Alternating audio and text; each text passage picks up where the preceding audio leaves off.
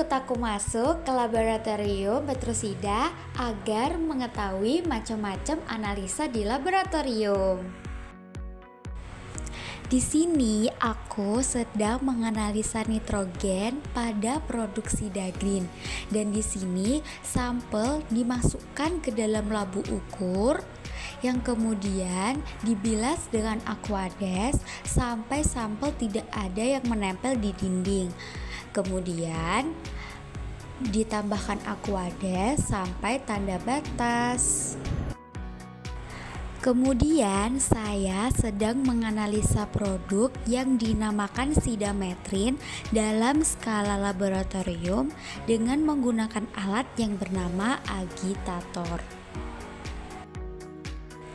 Saya sedang menganalisa suatu produk yang caranya harus dimasukkan bahan dengan step by step, dengan cara di stirrer juga, difungsikan agar kedua produk atau kedua bahan tercampur atau terhomogenkan. Dan lanjut, saya sedang menimbang suatu produk berbentuk serbuk yang akan kita analisa seperti pada video, yaitu analisa BD atau bird density, yang berfungsi untuk mengukur tingkat kepadatan tanah dengan membandingkan berat tanah terhadap volume total.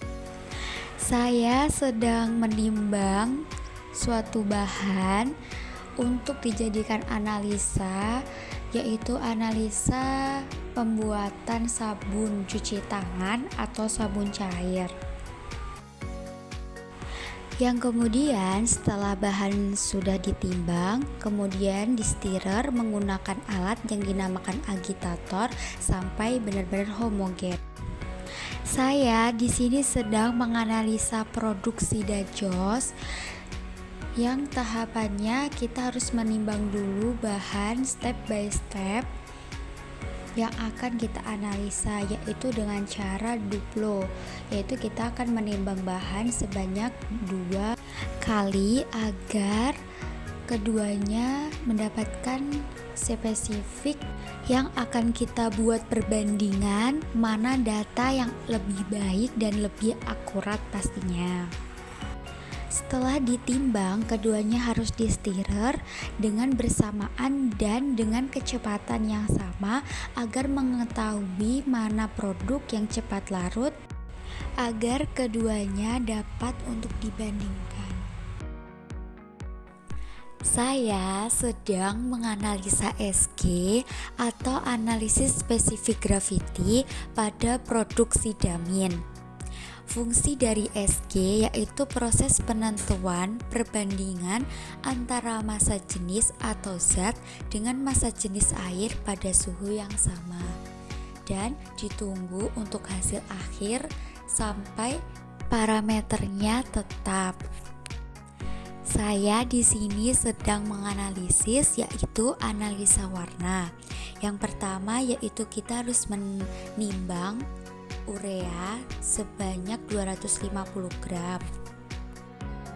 Yang kemudian kita harus mengecek pH untuk mengetahui keasaman atau basanya produk pasta red.